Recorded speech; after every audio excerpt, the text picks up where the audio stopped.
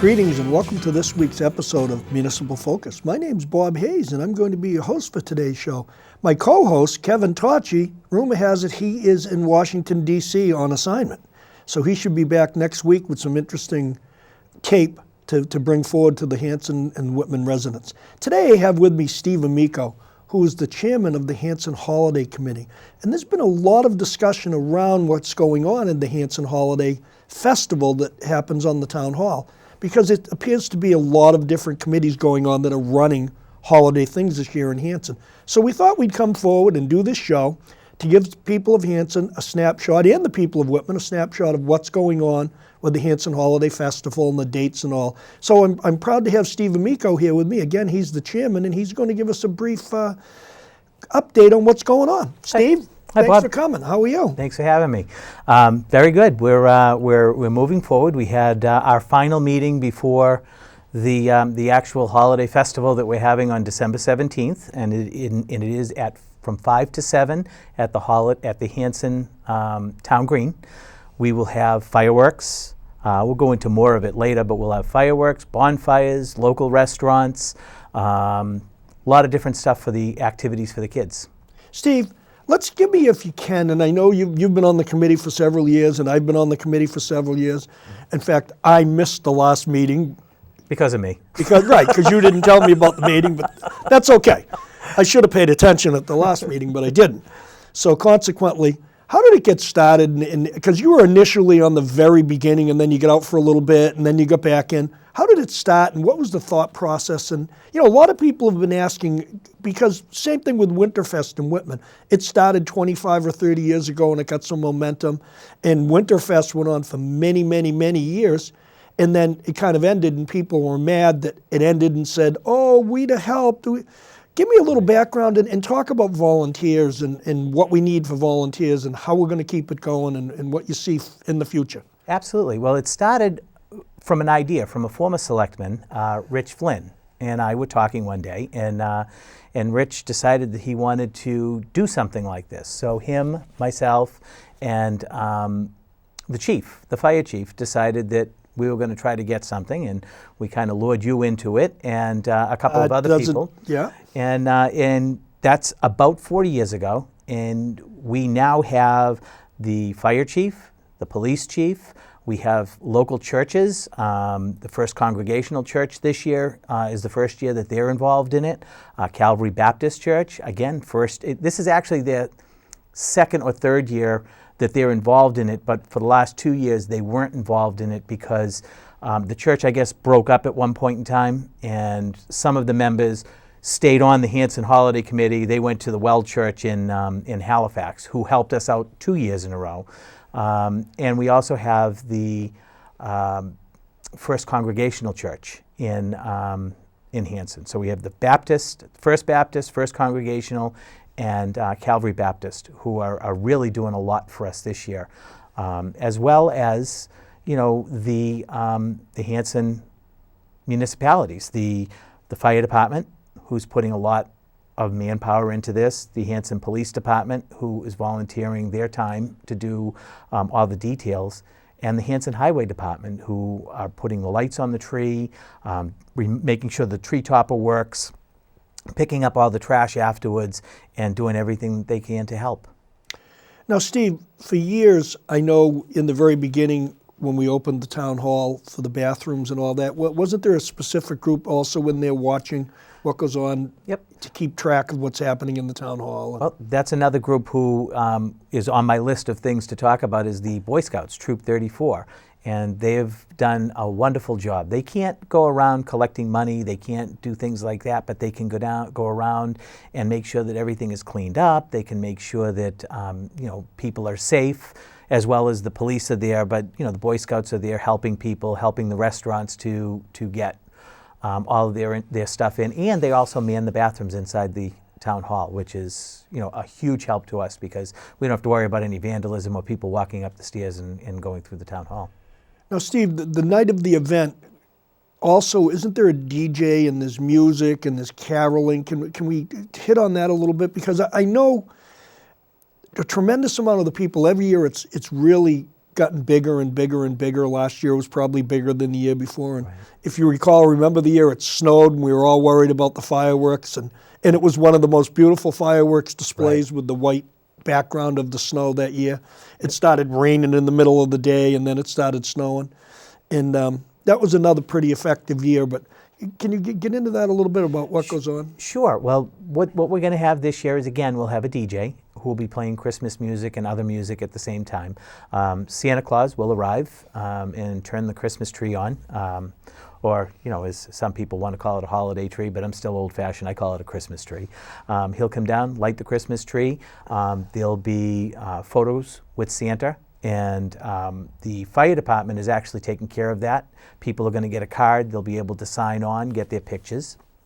You can go on, not to interrupt you, but you can go right on the internet, can't you, to pick those pictures off? Yep, it's going to be on, I believe it's the Hanson Firefighters web page, and you can go right on that, and there's a connection right through that they can put in, and they'll put a code in, and they'll be able to get their children's pictures with Santa. It's all free.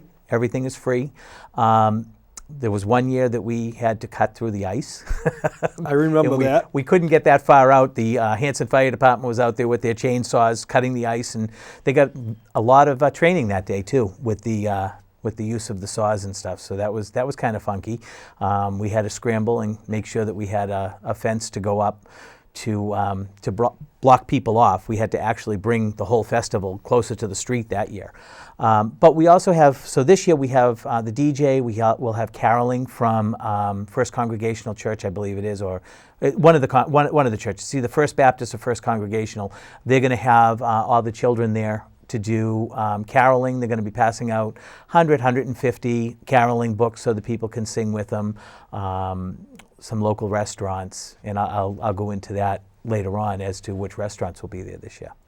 Well, I think, because again, I've been on the committee like you have for a few years, I think one of the main things that the committee focused on when this event was being put together, and hopefully for future years to come, the key thing was that this event was going to be free.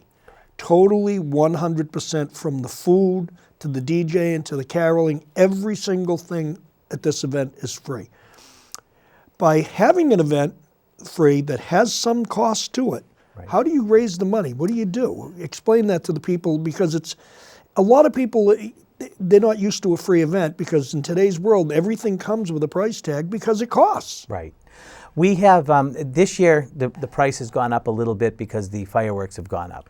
But the price, not to interrupt you, Steve, the price of running the event is free. The event itself is free for all who come.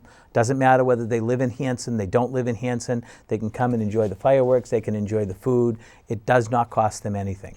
We do a little bit of fundraising. One of the pieces of fundraising that we're doing right now is we have a button, and we're selling buttons. This is the second year we're selling the buttons. This particular button just so happened to have been created. We actually had a contest in Hanson Middle School. And Michael Molise from the Hanson Middle School actually came up with the design that we put on a button.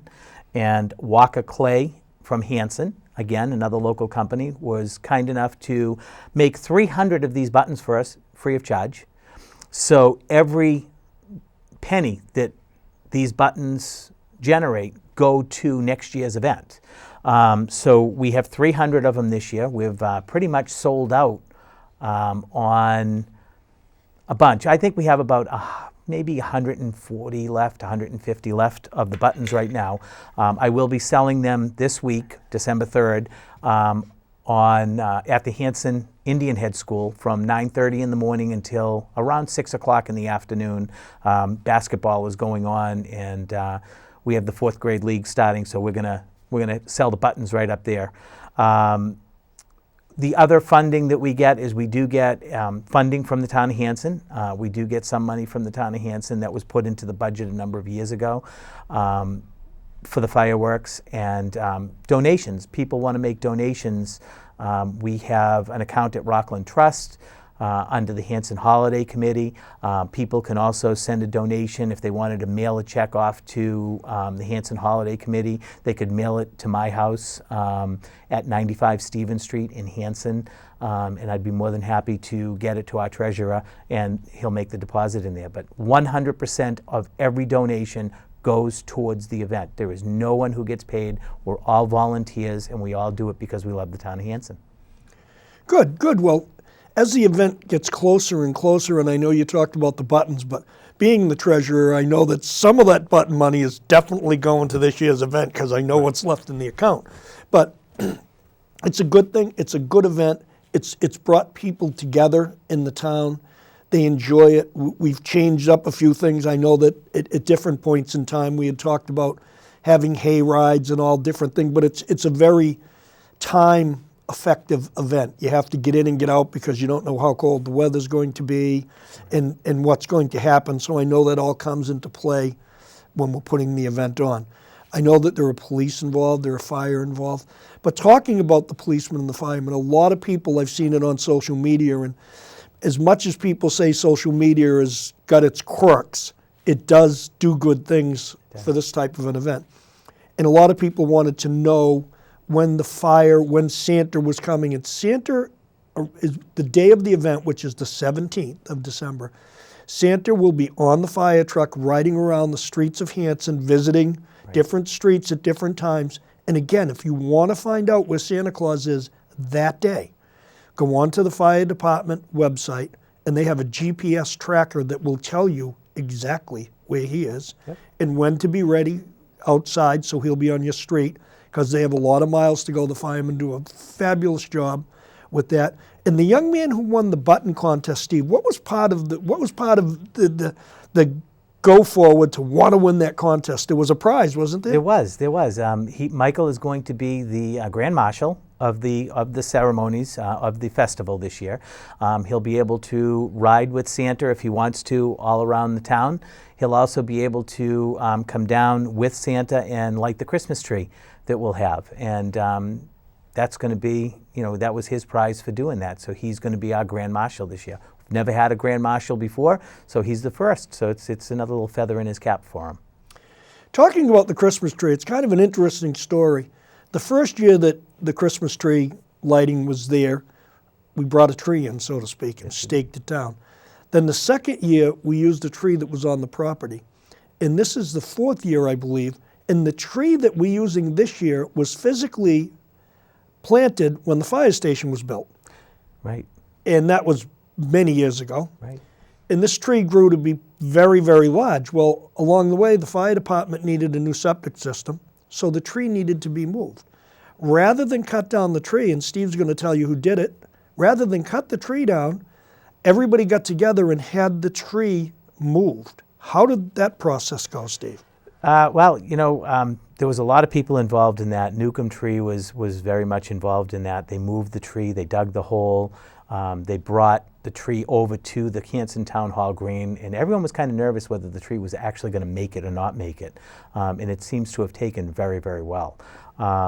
We also had, we were concerned also this year about how we were going to light the tree because it was so far away from the bandstand area and to get electricity over to it that we had one of our firefighters wired it up. Wasn't it? Well, Jeff McKinnon came down with his machine that does the sprinklers, and he put a line in for us so that we could run electricity to the tree so no one would trip and no one would have any issues with that. And then one of our firefighters, I believe it was Robbie O'Brien, worked on getting it all electrified so that there's a wire there and a plug there so that the tree can be plugged right in. But there was a lot of work going into that tree, and I know it's only moving it across the street, but there was a lot of nerves that the tree wasn't going to make it. Well, when you move a tree that's probably 35 feet tall and you displace it and replant it, I mean, anybody that drives by Town Hall, if you look, there's kind of a large water tank behind that tree, and it's slowly dripping water to the tree so the tree won't die because of anybody that transplants a tree.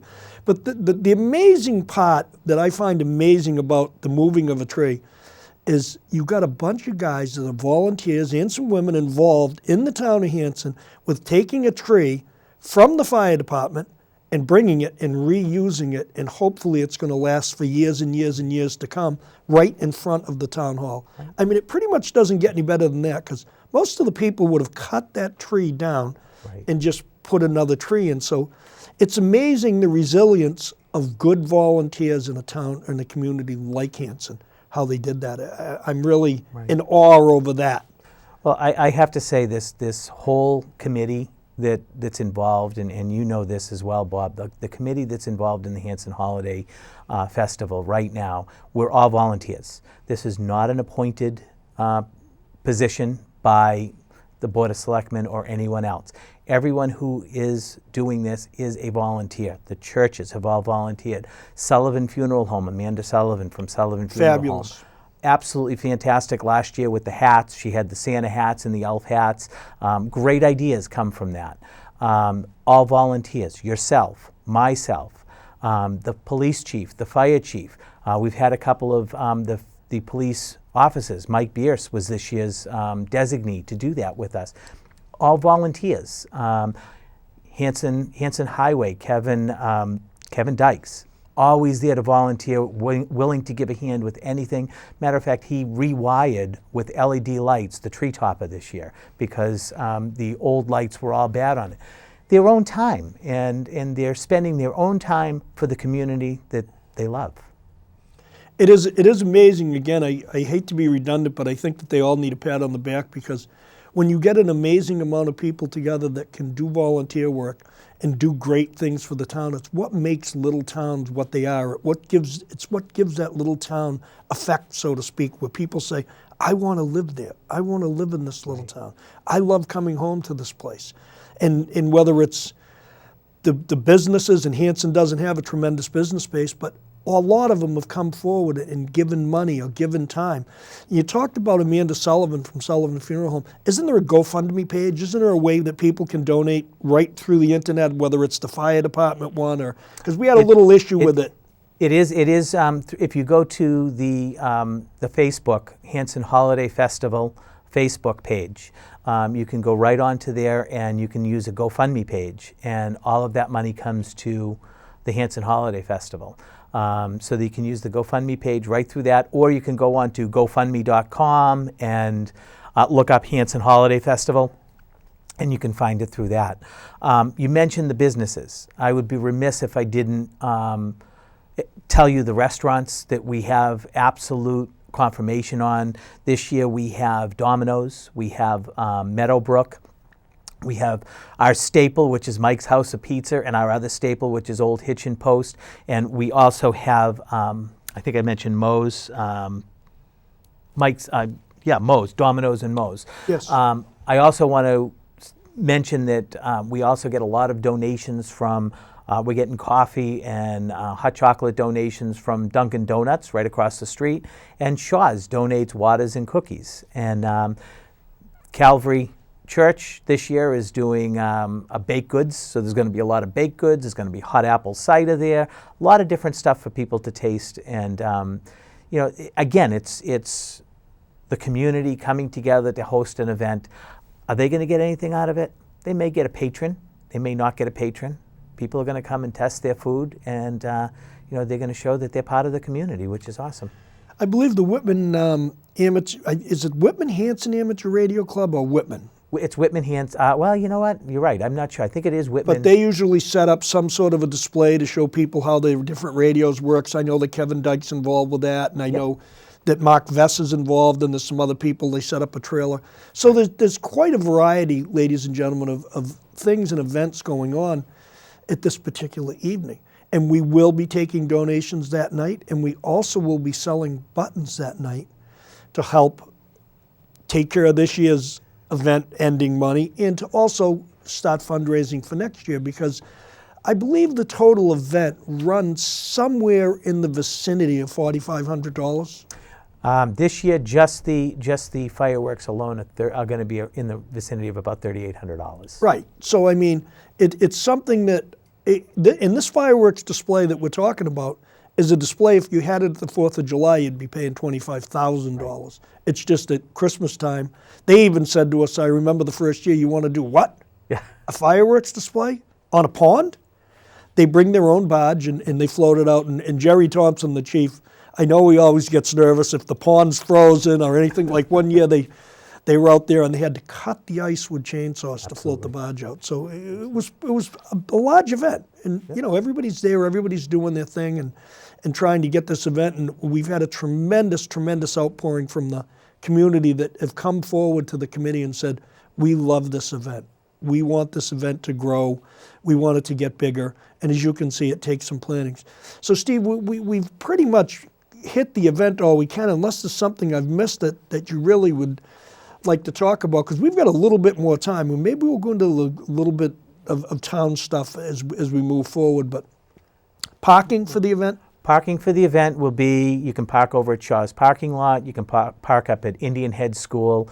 A couple of years ago we did have a bus that ran back and forth, but not a lot of people use that. A lot of people just walk down, park right up Gowen Drive, right across the street at the Thomas Mill.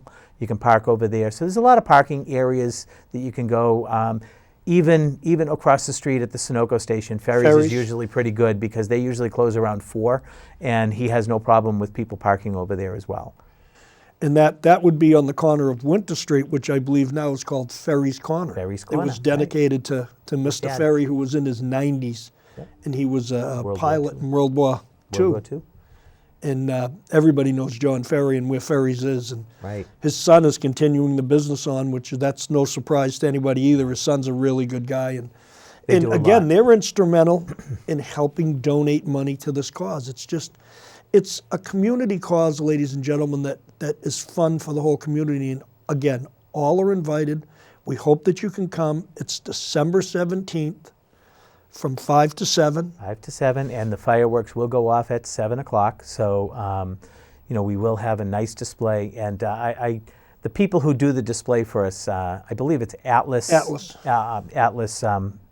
Fireworks. They come all the way down from Maine to do this. And we get the same guys every year, and they have a ball coming down to do this. And they usually put on a really, really good display. That, as you said, it would be a $15,000 to $25,000 display if you had it during the regular summer months. Now there is a rumor, and this could be just a rumor that I'm hearing, that there's a chance there may be the giant Santa Claus at the fire station may end up at the town hall. Is there any truth to that rumor, Steve? I'm going to plead the fifth. I don't know of it changing, but it is right out in front of the fire station right now. I mean, I've heard that rumor for a couple of years, and I know the chief was getting nervous, and he's keeping an eye on that big old Santa Claus that he's got out there. But again, that's another staple in the town, that the fire department, the Hanson Fire Department, stores that Santa Claus for the winter, that giant Santa Claus. They paint it, they clean it, they put it out front. Again, it's a community thing, ladies and gentlemen. It's something to do with the community of Hanson. I can't thank the fire department enough for everything that they do. I mean, Charlie Barons, Robbie O'Brien, Chief Thompson, always there to lend a hand. Charlie comes up with some unique things for us to be able to work with, and he's got an incredible mind for uniqueness and marketing stuff. Robbie, very, very handy and able to do a lot of things that we can't do, and Robbie can do them because he's got the physical ability to do it. Chief Thompson, you know, Chief is always there to lend a hand and do what the chief does in making sure that the bonfire goes off correctly, that the fireworks are all safe, and that the patrons who showed up to the event are all kept safe and sound throughout the whole event. So, you know, they do a phenomenal job. And Chief Mix from the Hanson Police Department, again, wonderful with the way he provides offices for us, and basically doesn't give us a bill for that, which is awesome. Steve, we didn't talk much about the bonfire. I kind of let that slip and slide here. The bonfire isn't part of the annual event. in case it gets cold, and tons of people stand around the bonfire and drink hot chocolate and do their thing. And the fire department obviously has got their thumb right on that. So, absolutely. And Alan Diaz donates all the wood for the fire, for the bonfire as well. So, you know, I mean, there's just, again, another person that I didn't have on my list, but I know does a lot to donate to this event, you know. Steve, if somebody wanted to volunteer for next year's event, can you just briefly tell us when the structuring of the event, when the first meeting starts, and if you wanted to volunteer, this is an easy volunteer thing. We accept volunteers. Everybody is welcome. You know, we've had some people say, well, it's the same group every year. Well, part of the reason it's the same group every year is we need volunteers. We're looking for help. So how would they go about it, and what could be as little or as much as they want involvement? Absolutely. I mean, this year, like I said, we have 3 new volunteers, Calvary Baptist, First Baptist Church, and First Congregational. They came in and they want to help. They wanted to roll up their sleeves and do what they could. They're producing flyers this year for us. They're putting flyers out or posters out at the businesses to promote the event. You know, little things like that we may not have thought of before or had the ability to do. We're using them to do that. And anyone who wants to volunteer for next year's committee, if they want to contact me, again, Steve Amico, my cell phone number is 617-529-8444. Be more than happy to have you on the committee. We usually start this in the early summer. We start having some meetings early summer, and then it kind of picks up a little bit come August and September. And then we have more frequent meetings through the months of October and November so that we can get this thing rolling right off. And we try to stay in touch with each other during the whole, you know, spring, just so we can keep it going. So the commitment itself could be as little or as large as you wanted to make it. Absolutely. And if someone wanted to volunteer and you had ideas that you wanted to bring forward, I've been on this committee for years, and so has Steve. You are more than welcome for as little or as much as you want to bring forward, because, again, this is a community event run by community members that would like to see it get bigger and bigger and bigger, and it's on its 4th year, and we're pretty proud of that. So if you need or you would like to volunteer, you can also contact me. My number is 617-538-0189, or my email address is bobhayes4433@gmail.com. Any of those, or as Steve, he'll re-give you his information again. We would love to have you volunteer. New ideas are gleefully accepted. We'd love to have you. Please come and help. And if you can't come and help, please come the night of and enjoy yourself, because that's what it's about. It's a community event, ladies and gentlemen. It's been very well received. We want to see thousands of people come again this year, and we'd be delighted to have you. Steve, can I have your contact information again? Sure. It's Steve Amico. My address, if you want to donate and you want to send a check, is 95 Stevens Street, Hanson, Mass. 02341. My cell phone is 617-529-8444. And my email is samico95@gmail.com. So, you know, like the advertisement, Bob, there is no job too big or too small that we'll take. There is no volunteer too small or too large that we would love to have you come and volunteer and input with your ideas. We'd love to have that. As always, ladies and gentlemen, we end all of our shows with, if you have something on a municipal focus that you'd like to see that has anything to do with the municipalities of Whitman or Hanson, you can contact me, Bob Hayes, at 617-538-0189, or you can email me at bobhayes4433@gmail.com, because this show is for you. It's trying to keep up with what's going on in the communities, give you the information that you might need on any type of community activities, whether it's Whitman or Hanson. We'd love to have your input. Please call us, please contact us, and thank you so much for watching Municipal Focus. Stay tuned. We'll be back.